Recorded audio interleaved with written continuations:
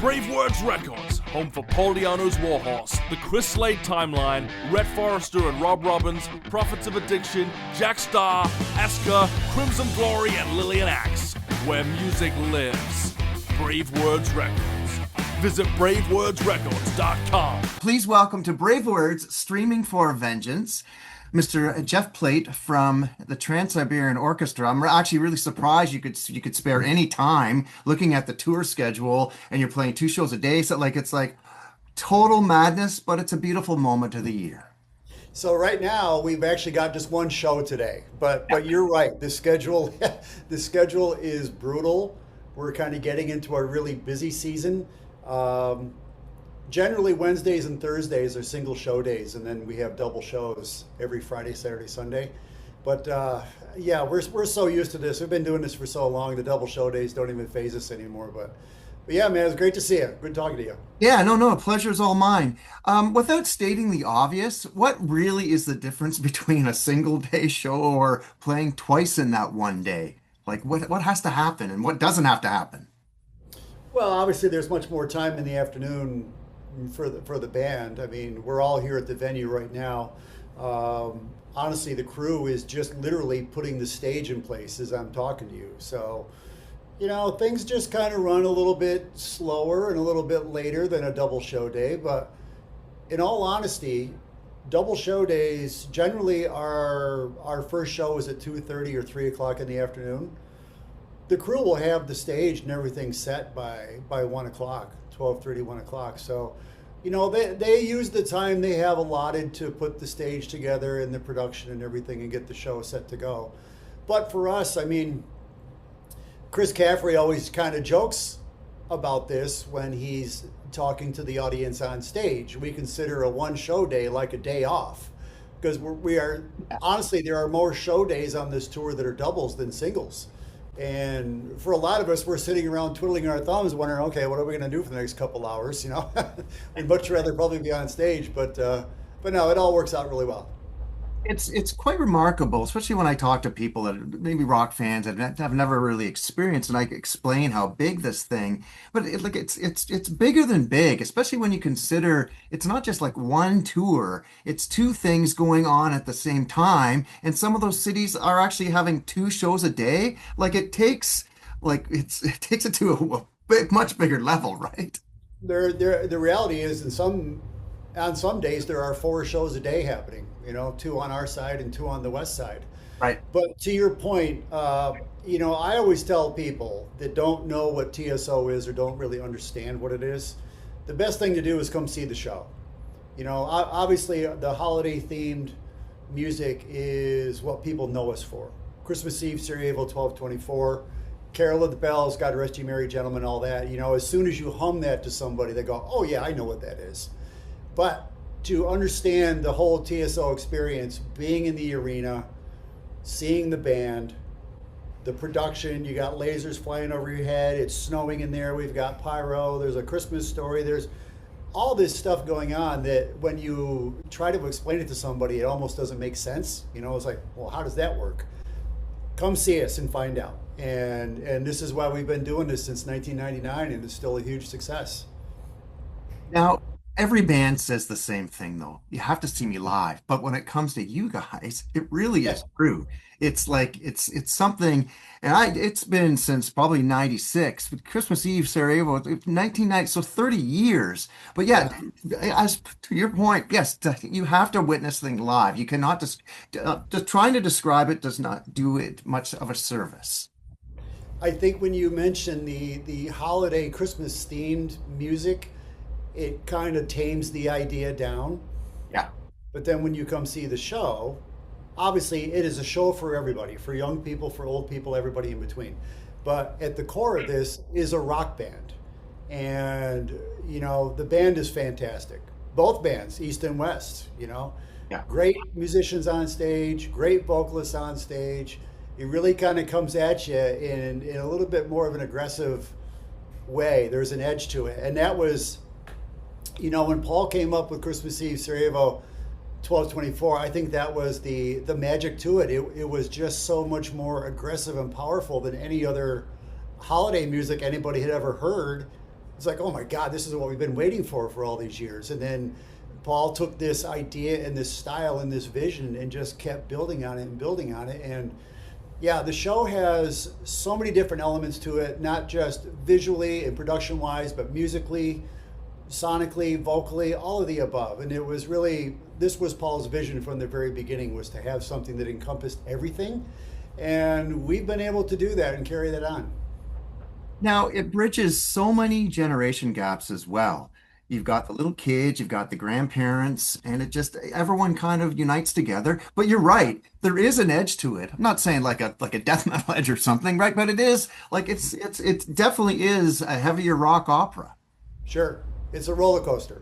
Yeah. Not just emotionally with Paul's lyrics and the stories, but also musically. You know, all of a sudden the thing just tamed right down to a piano and a vocal. And then next thing you know, we're doing like Requiem. There's fire, there's edge, there's the guitar players down in front in your face. So it kind of goes all over the place. Now you've been with it for a very long time.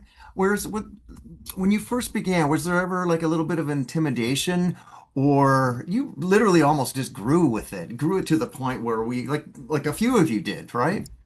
Yeah, you kind of touched on this a minute ago when you were talking about the variety of people in the venue. I remember the very first show that we did in 1999, Tower Theater in Philadelphia. And for those that don't know, Trans-Siberian Orchestra was basically born out of the band Savatage. It was a vision that Paul O'Neill had had for years. Savatage recorded Christmas Eve Sarajevo. So when that song became a hit, when the holiday thing became a hit, when the first two records became a hit for TSO, the next step was to take it to the stage. And the Savatage boys were along for the ride. And I remember standing on the side of the stage with Johnny Middleton, a bass player from Savatage and also still in TSO. We looked out at the audience. There was children, there was grandparents, there was full-blown families, there was dudes in metal shirts, and there was this couple in the front row. The man is dressed in a tuxedo, the woman has this beautiful red dress on, and the fog is coming off the stage, the dry ice is coming off the stage right into their lap. And we looked at each other and it's like, oh my God, we're doomed. This is gonna be a disaster. Anyhow, the show went off great. The couple stayed the whole show. The guy gave me a high five when we took our bow, and it just continued from there. So apprehensive, yes, we certainly were. We were entering the unknown. We had no idea how this thing was going to translate to the stage, but this was really kind of the case when we first recorded the song, because being in Savatage, I had just joined the band in 1994. 1995, the record Dead Winter Dead was recorded, and this is where Christmas Eve Sarajevo first appeared. But there was a lot of conversation as to whether, this Christmas song should be on a Savatage record. It made perfect sense in Paul's story, and honestly, musically it did, but it's a Christmas song, And there was a lot of discussion about, was this the right thing to do or not the right thing to do? Paul O'Neill was completely convinced from the first note. This song has something, we need to do this, and lo and behold, the man was right. It took off in a completely different direction than where Savatage was at the time, but it helped create the Trans-Siberian Orchestra, and here we are 30 years later. Now, watching you master the whole social media thing and the photos that you show, your last name actually, it's like the home plate view. I love when you're just sitting behind your kid, the venue's empty, and it's unbelievable. It's like 20,000 people are going to be there in a couple of hours, but the shots are just fantastic. Thank you. It's I say I have the best seat in the house. I get to watch the audience. Most people don't realize how much of the room I can actually see. I can see, a lot of people all over the place. But I love watching their reaction on their faces. It's pretty easy to tell who's never seen us before and who has seen us before. Nice. The ones who never have really are looking around like they don't even know, what do I look at? What the heck is going on here, And then by the time we get about a half hour into the show, we get to Christmas Eve Sarajevo and play that song. They're on their feet, they're clapping, they're smiling, and they're in. Chances are they're going to come see us again after seeing us for the first time. but it's always an interesting dynamic for me to just watch the audience reaction. And hey, starting with this from the very beginning in '99, we were in small theaters. It wasn't long until we were actually in major arenas twice a day. And that seat, which is my office, you know, everything in front of me grew, everything left to right, above, behind just grew incrementally over the years and honestly rapidly. But I love it. I love it. I kind of pinch myself every time I go up there that, A, I can't believe that the Trans-Siberian Orchestra has become what it's become. Right. But B, I just remember being a kid dreaming of doing all this, and I'm sitting up there doing it as a career on a daily basis during the holiday season, and it's awesome. It's funny. Warner obviously was releasing the record, and it was really early on, and nobody got like the labels, at least up here, they didn't get it. So we weren't playing where the Leafs were. You know what I mean? The Air Canada Center at the time, Right. but the show actually played this place called Massey Hall. Yep. Right. So that was the first time that we experienced. We also had the blessing of actually playing that iconic venue. But Absolutely. wow, wow. Um, Now speak like most of these venues now for you, every year they're like second homes, right? You walk in and like you know where everything is and where Yep. everyone is, and you're meeting people again and again and again, right? A lot of the ushers, a lot of the security people, everybody in the building I, recognizes us. I mean, I'm terrible with names, so I don't remember names, but faces are like, "Hey, man, how you doing?" Yes, honestly, it comes around a little bit quicker every year. It's to your point. We were just talking about this on the bus the other day, just how comfortable this all is and familiar it all is to all of us, just because we do this on a yearly basis. Sometimes you're in these venues for, the two show days, you're in the venue all day long. You run into a lot of people, you talk to people, and they all look forward to our show. We have an excellent group of people, not just musicians, the crew, everybody is high quality character, good people. And yeah, that was me dinging. Sorry. oh, I thought it Uh, was me actually. no, It's okay. no, but it's a very friendly group that travels. There's close to 100 people in total between the band, between the cast, the crew, catering, bus drivers, truck drivers, everybody. Everybody is a good person. Everybody treats everybody well, and they love having us back. You mentioned Massey Hall. I actually, when we played there, I took a picture of my drum kit as like the cover of the Rush live album. Yes. Okay. Yeah. It's like to me that was just so. Oh my Yeah. God, I You can't know. believe I'm playing here. That's where Neil played, et cetera, et cetera. It was just so. It was so awesome and humbling all at the same time. But yeah, that's where we started out was Messy Hall. So Wow, amazing, amazing. Now, there's got to be a number of venues that you weren't on the drum seat. You're actually in the audience watching this, and now it's the whole story's flipped. So, are you ever name some venues where it's like, oh man, I remember seeing Triumph and I was sitting right there or something, or Rush. yep, I remember the what used to be called the Worcester Centrum in Worcester, Massachusetts, watching Judas Priest. I believe it was 1985. Oh, Fastway opened for them. yeah. Okay. And years later, here we come around to play this arena. And I went up and I basically kind of found the same seat where I sat and watched Priest and just kind of sat there and kind of took it all in and watched the crew put the show together and move the stage in place. That was really, really awesome. Another one is the Binghamton Arena in New York, which was like just under an hour from where I live. And I used to see a ton of concerts there. Yeah. But we played that arena on the Beethoven's Last Night tour. And kind of the same thing. I went up in the stands and it was like, I hear this is where I think I was sitting as I was watching Blue Oyster Cult and, just kind of took it all in. But it's really cool to have that all come full circle. Hey, dreams come true. I mean, like I said, when I was a kid, I dreamed of doing this and to hook up with this group of people, to hook up with Savatage when I did, the timing couldn't have been better. Now, Christmas time.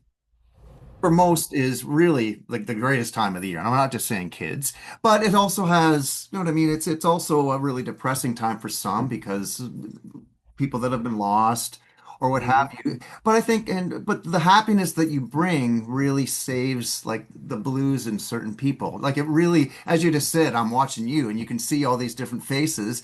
I think it's so important. It just takes things to another level, as I say. Um, when Christmas, you know what I mean? You just bring so much Christmas joy. It's true. So, Christmas Eve and Other Stories was released in 1996, and that first album was a huge hit right out of the gate. The Christmas Attic was 2 years later. That was also very successful. So, as I mentioned, taking this to the stage was the next step in that. Not just the band and the vocals and the production, but Paul's lyrics and Paul's story. I've said 100 times. I believe that is really kind of the thread that brought the whole thing together. Because once people in the audience were listening to what the narrator was saying as we're doing the story segment of the show, I think everybody was able to look around and realize, wow, he's speaking to me. He's speaking to somebody that I know. I've been through this experience. A lot of Paul's stories have ebbs and flows. There's a lot of emotion in his stories. They all end up in a very good place. But everybody goes through heartache. Everybody goes through some tragedy. Everybody goes through loss in their life.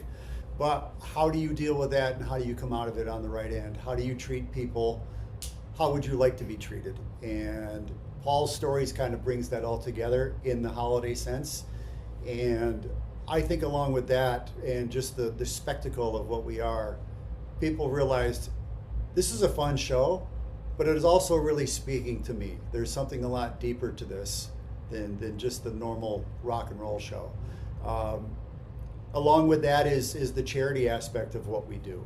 You know, Paul instituted $1 per ticket sold to be donated to a local charity wherever we play.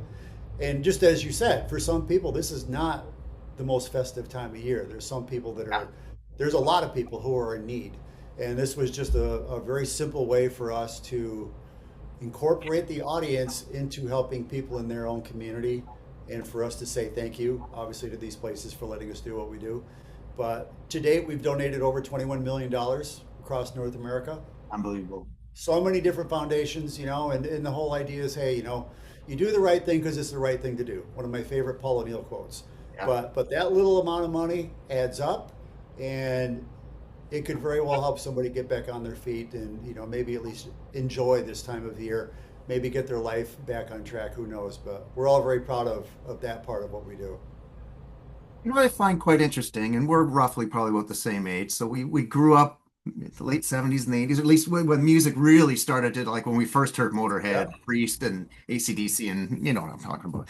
But Savatage were never, you know what I mean? In my head, they were like one of the greatest metal bands, or whatever you want to call them. So the seed was germinated from a band that was really just kind of, you know what I mean? So, and for that seed to turn into TSO to become massive, I'll save part B question after your answer.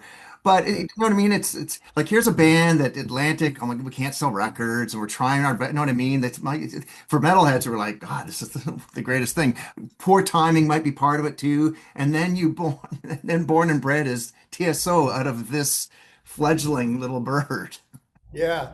So when Paul O'Neill came in to produce and manage Savatage in 1986, obviously the band had kind of made some noise with their earlier records. They ran into, oh God, I can't even think of that record now. It's the one they all hate. Anyhow, Savatage was at this point. I don't want to say the record, the wrong record. Yeah. Okay. Um, damn, that's gonna bug me. Anyhow, Paul O'Neill came into the lives of John Oliva and Chris Oliva at just the right time.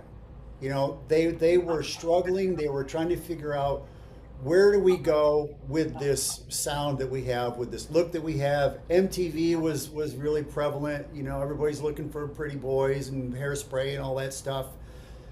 Paul came in and took the Oliva brothers and their talent and really kind of started honing it into this vision that he had, which he'd always been kind of thinking of a TSO-ish kind of group before he ever met the Olivas. But Hall of the Mountain King was the beginning of it. Probably like the best record. Fight for the Rock is the album I'm thinking of. That's what it is. Okay. Yeah. So Paul took the Oliva brothers and their talent and started honing that into something a little more streamlined and a little more cohesive.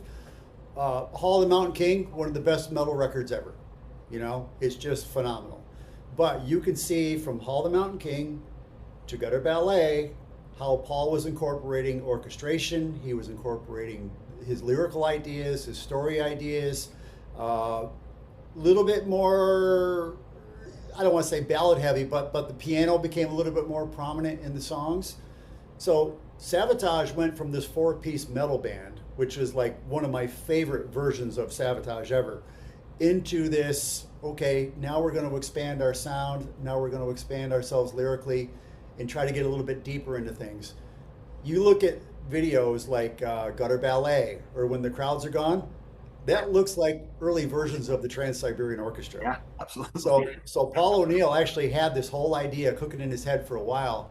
The Oliva brothers became his muses, so to speak, you know.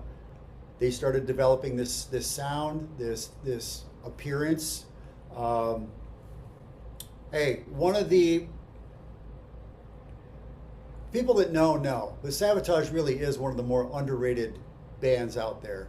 Not just in a rock and metal sense, but in a musical sense. You know, when I came into Savatage in '94, I knew of Hall of the Mountain King because of Headbangers Ball. I think I'd seen Gutter Ballet, but I didn't know much else about it.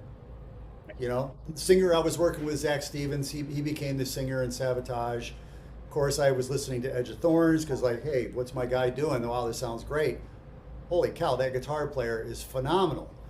But when I came into Savatage, I remember John and Paul telling me, go home and learn everything. Okay. And then I started getting into how much more musical Savatage was than I think most people realized. Just the ballads, some of the really progressive type of songs that they were developing. Some great musical stuff there that I think really gets overlooked with that band. Well, so you fast forward to today, and honestly, like it barely has scratched the surface what Savatage can do in terms of tour. Like probably because you never really did it properly. Like you couldn't, and for everything because everything you said. But now I'm watching the really slow, gentle little rollout, sensible. You know what I mean? Like it hasn't been some massive North American tour yet. Although I'm looking at every city where TSO is playing, I'm like, Savatage could play there. Like, you know what I mean? It's interesting watching from the sidelines going, this is just about to explode. It was an interesting time because, like I said, Dead Murder Dead, the release of that album was the doorway to TSO. Because without Christmas Eve Sarajevo and that story, TSO possibly may have never have happened.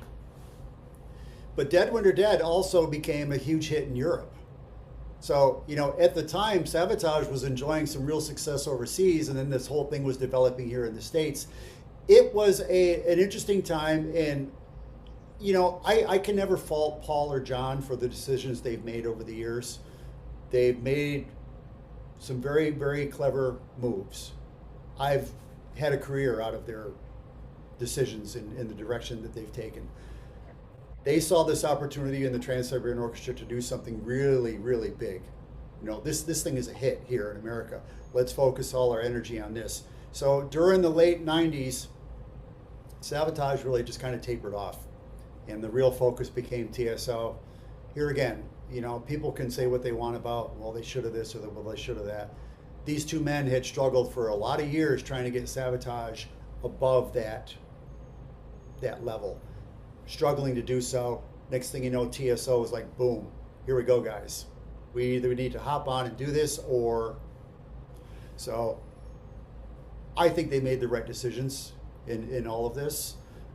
Like I said, anybody can second guess it, but you can't fault these guys for deciding to do what they do. All these years later, though, that Savatage fan base is still there. It's still loud. It's still strong.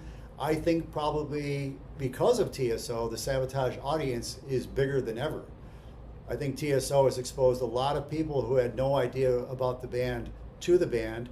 We always do a Savatage song during these shows, during these winter tours, sometimes two. And, I think that's really helped build that audience. You play Savatage for the obvious reasons, but those songs fit perfectly Yes. in that set as well, right? When you listen to something like Chance, that's the birth of TSO right there. That's Handful of Rain. Yeah. Even Gutter Ballet. I mean, it's just Hall of the Mountain King, Prelude to Madness. There's hints of all that in those earlier records. But Paul's direction from Handful of Rain on was really kind of leaning towards what TSO became and that TSO sound. So for us to go on stage and do these songs, obviously with Chance, with all of the vocals going on, with all the instrumentation, we cover everything live on stage. And it really is an epic song and an epic moment when we do that.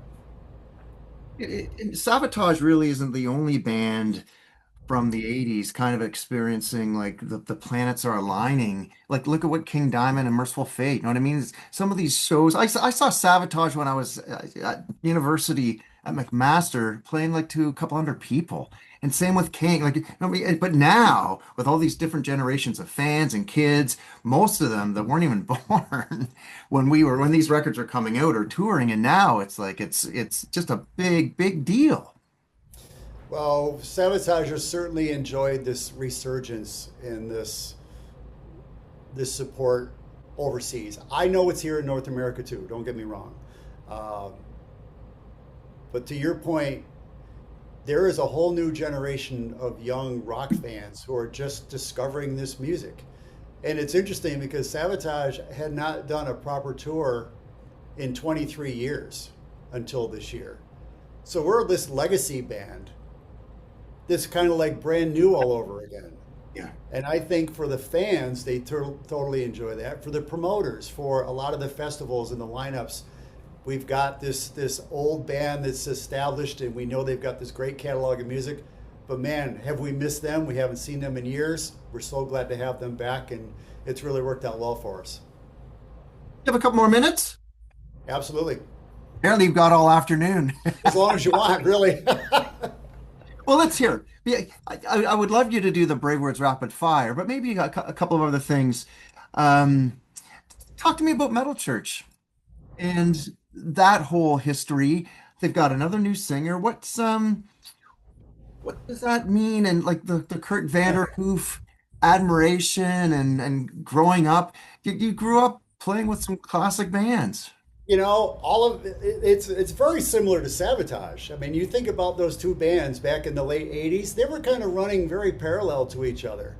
Great bands, great songs, great riffs, and just could not get into that real mainstream stardom, so to speak, success.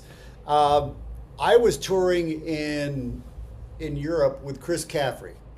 Chris Caffrey did the solo record Faces. We were opening for Metal Church in Europe in 2005. Same thing with Metal Church as it was with Savatage for me. I remember watching those guys and going, so I knew Start the Fire, I knew Badlands. That's all I knew. And I'm watching this band going, my God, this stuff is great.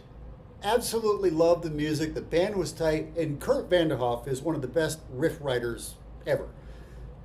So we struck up a friendship. We got along great.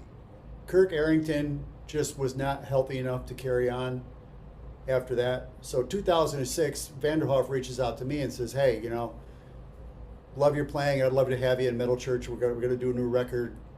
Kirk is not able to do it. And I was like, I'm in. So that's how I got into Metal Church. I spent 11 years there. Another band that I just think has never quite got its just due for whatever reason, mistakes, management, timing, etc. Sometimes things just don't fall in the right place. But Kurt has continued to write quality music all these years. And, you know, I stepped out of the band because obviously TSO is my bread and butter. And Metal Church was just not able to get any further up the ladder. And I thought I need to preserve myself for my real job. So there was no animosity. Kurt and I have always talked about working together. So ironically, last year, just as the Savatage shows were being announced, Kurt and I were talking. He says, "Hey, I'm thinking of restarting Metal Church," because he really had kind of put the thing to bed a couple of years ago. He just Right. health reasons, business reasons, all the above. He's like, "Hey, I've got a new lineup, and would you be interested?" And I said, "Absolutely."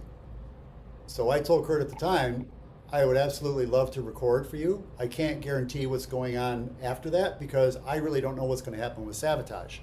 So obviously the Savatage thing has worked well, and that is my secondary commitment below TSL. So I did some recording with Kurt, and then once it became obvious that Savatage was not going to allow me to do any live stuff with Metal Church, it's like, Kurt, you need to bring in somebody else for the videos to do some live stuff. So now Kurt added Ken Mary on drums, which is a great choice. That guy kicks ass.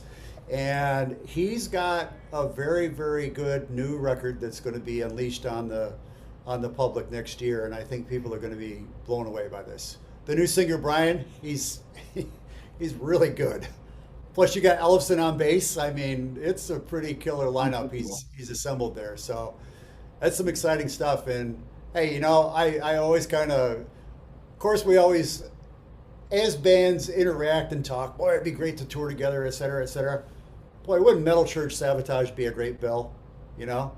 Yeah, So absolutely. let's keep our fingers crossed, and maybe that'll happen sometime down the road. What are some of your fondest memories of Mike Howe and working and being with him? Um, he was just a really, really wonderful guy. You know, he was going through some really tough stuff when he came back into Metal Church. So he was conflicted, you know, but just a very smart guy, very sincere guy. Mike and I got along great right from the start. Um, and when he got on stage, he commanded the stage. He was a great front man. He was a great singer, just an all-around good dude. He was a professional. He was an adult, you know. He wasn't like a grown old man acting like a kid, being a fool. Mike took care of himself, got out there every night and delivered. He was just a really, really wonderful guy. And, you know, when I got the news about his passing, it was like, oh my God. You don't realize where people are. You know somebody is sad or they're upset or they're going through some stuff. You just never know how deep that is. And apparently Mike, you know, it was so deep he couldn't deal with it anymore. So sad. It's all terrible. But the work I did with Mike, I absolutely loved the recordings. I loved the time on stage with him. And then honestly, that's another thing where I started digging back into the old Mike House stuff. It's like, God, those earlier Metal Church records, Human Factor, all that stuff, it's fantastic. Just great. So gone too soon. It's all very sad, but you know, Mike's memory will live on, and I know Kurt's going to do the best he can to make that happen too. Let's end on an upbeat notion with it's called the BraveWords Rapid Fire, kind of like some fun little left field questions. When I told Gus G, I asked him to do it in the summertime when we were in Brazil, and he said, "Oh, you mean Stones versus Beatles?" Yeah, kind of like that. I won't- So, when was the moment when you decided music was your life, and did you have family support? Yes, a lot of family support. There was always music in my house. My mother was always dabbling with instruments, trying to play piano, playing guitar, encouraged myself and my sister to do the same. There's a couple moments. I was 12 years old. I was young country boy, jock. I was really good at sports. My hip popped out of socket. I was in the hospital, popped that thing back in, 4 pins in my hip, crutches for 6 months. No sports for you for 3, 4, 5 years. Your bones need to develop. and we can't take any chances on you getting hit and having this happen again. So all of a sudden, sports, which I dreamed of being a baseball player, was off the table. Fast forward a year later, I see Kiss on the Midnight Special. I've told the story a million times. That changed my life. I'm a 13-year-old kid watching these four guys on stage like aliens had just landed on Earth. I couldn't believe what I was watching. But at that moment, I decided that's what I'm going to do. So I got more serious about the drums, got a good instructor. My parents helped me get a good drum set, and they let me go. So I just got into it from there. But that moment, seeing that band on television, and then getting Kiss Alive, which I listened to I don't know how many times on a daily basis, that just really inspired me to be a drummer, to aspire to do this, what I do every day now, this is my career. Add in, I mean, God, you talked about us being of the same age and growing up in the same musical environment. It was such a great time for music.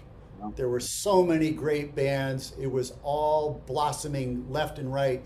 There was nothing negative. There was very little vulgar language in the music. It was all, whether it was heavy, but it wasn't angry and violent. There was just so much going on. You had Kiss, and you had Rush, and you had Aerosmith, and you had Kansas, all of the above, Journey, plus all the progressive stuff. I had an older friend who turned me on to like Jeff Beck and Return to Forever and some of these really progressive drummers and that type of music. So that era was just so great for music. And I mean, just being a young musician, having the time to go home and practice every day and listen to music and work on that, it couldn't have been a better time. How, because you were so, like both of us, so in depth, how do you cope with the death of Ozzy and as per your Kiss thing, and then follow with the death of Ace? Really? The fuck? Um, well, it's all sad. I mean, it's just kind of inevitable. We're going to lose all our heroes at some point. Yeah. It seems like every other week there's somebody that's passing on, whether it's age or sickness or whatever. Ozzy Osbourne, talk about a miracle man. I mean, just the fact that he was able to survive as long as he did is really pretty phenomenal. Absolutely. But the legacy he's left behind, I mean, when he left Sabbath, he was really kind of just left, this guy, he's going to disappear into the mist. He's such a mess, blah, blah, blah, blah. Say what you want about Sharon, but she took that man and made him into an icon in an industry, not just on a business sense, but a musical sense too. I mean, look at all these records he's recorded and all these hit songs. It's like, this is just amazing that he's done what he's done. So it's all very sad. I really enjoyed watching the final show there, and I think, wouldn't it be nice if all of our heroes could kind of go out that way? You're on stage with all these people that supported you and played with you over the years, and you're just one final farewell. You do this great show, and then you say goodbye and you're off. So Ace is another one. I mean, I think we've all known that he's dealt with a lot of things over the years. I think what happened to him in the end there was literally just an accident. But I mean, his removal from Kiss was because of, substance abuse and et cetera, et cetera. Besides all that, I mean, a lot of these guys from that era went through this kind of thing. It's not very uncommon. Ace Frehlay's guitar work and Kiss Alive, I don't care how that record was made. It is one of the best, if not the best, hard rock metal live record ever, in my opinion. It is raw, it's powerful. Ace's guitar solos on that record are just perfect. He's just so damn good. And I listen to that all the time still. I can air guitar probably almost all of his solos, as play all the drum parts note for note. But the fact that these guys made such a mark on the music industry when they did, and for as long as they did. I mean, Ace, regardless of being in or out of Kiss, he was still relevant music for a lot of years. So, Hey, hats off to them. It's sad to see him go, but like I said, all our heroes are gonna pass on at some point. Who is your rock star or metal god? Oh God, that's a good question. I mean, I'll go back to I could say Kiss as a band, but I also need to clarify that is Kiss Alive One as a band. That's what I always look at is Steven Tyler. Um, Man, there's so many of them. It's hard to put a finger on that. My favorite now is Tobias from Ghost. I just love that guy as a front man. I think he's lyrically really onto some cool stuff. The band is great. I've seen them live a couple times. They're fantastic. But there's way too many to mention. I mean, you're in this industry. There are some really talented, inspirational people out there that you can't help but be inspired by. Well, you really get started like, and you've probably met a lot of people that years ago you thought, there's no way I'm going to meet Halford or whoever, right? Are you ever starstruck like that? Meeting icons? Yeah, I mean, of course, because you grew up. I mean, I just here again. I grew up in my bedroom listening to these people on vinyl and just dreaming about, wow, I'd love to do that. Paul O'Neill brought in a number of singers as special guests in the early 2000s to sing with TSO. John Anderson from Yes was the first. So here I am on stage playing Roundabout with John Anderson, and I'm like, I can't believe this is happening. This is insane. How many other drummers have played Roundabout with this man? It's just unreal. Next year, I believe it was Steven Tyler, one of my biggest, Aerosmith, one of my most favorite bands. Here I am playing Dream On and Sweet Emotion with Tyler. Roger Daltrey was the guy who was the most humble and coolest and friendliest rock star I've ever met. He was just so down to earth and cool. You meet people along the way and you kind of maybe wish you didn't meet them. You kind of wish you just only knew them from afar. But Daltrey was one of those guys. He just couldn't wait to sit in catering and talk with the band, have a tea, just talk music, just talk anything. He was great. But doing festivals, all this and that, you run into a lot of people that you've been inspired by over the years. And for the most part, everybody's really cool. Have you ever asked for an autograph? Ooh, that's a good one. I've asked for yours. Yes. uh, I think when Savatage opened for Priest over in Europe, that was 2002. That was actually the last tour that we did with Savatage. Yeah, those guys. I think because we were all hanging. We were doing a number of shows together. We were doing a number of festivals together, and they were really, really cool. So I think that's probably, to my recollection, that would be a yes to those guys. Scott Travis, one of my favorite drummers. He's just such a badass. That guy goes up there and plays perfectly every night. It's just phenomenal to watch him play. So he was somebody that when I was younger, I got turned on to through Racer X, and so I was a Travis fan long before he got into Priest and before I ever had a chance to meet him. But yeah, you know what? Along the way, I think a lot of it is just handshakes and you get a picture and stuff like that. But I think those guys are probably the autographs that I've gotten over the years. I always flag two instances where a band brought in a brand new drummer and it was like the showcase for the drummer. And one is Painkiller with Scott Travis. Exactly. And where Eagles Dare was unless you were a Trust fan, that was the first time we heard Nico McBrain. And Yeah. but especially Painkiller, because the production, Chris Sangaridi's production on Painkiller, you hear Scott's that drum intro, it's like, what the hell's going on here, man? Yeah, exactly. So, like I said, being familiar with Racer X, that style of drumming, Scott's drumming was all over that stuff too.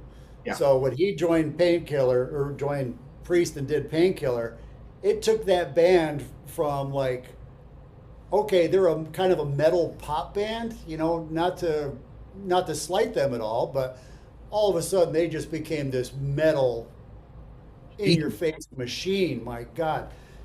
One of the best shows I've ever seen, I think it was the Painkiller tour.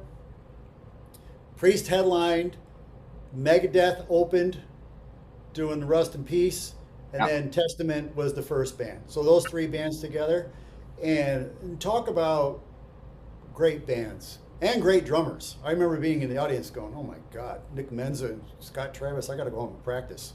You know, those guys were awesome. But yeah, Travis, I think you nailed it on the head, man. That probably is the most significant change to a band's appearance and attitude and sound is there's ever been, bringing a new drummer in, for sure. It's like all metalheads around the world. I wonder what the new drummer's going to sound like. And Yeah. then Also, bam, oh, jeez, and a didn't see video. that coming. We got the video at the same time, right?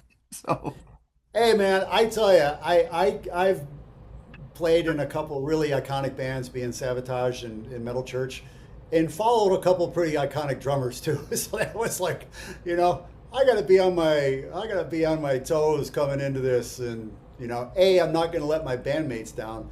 But there's a lot of fans out there that are expecting something, and just going in there with that frame of mind and okay, play the parts, go out there and kick ass, do your thing, and hey, it's all worked out really well.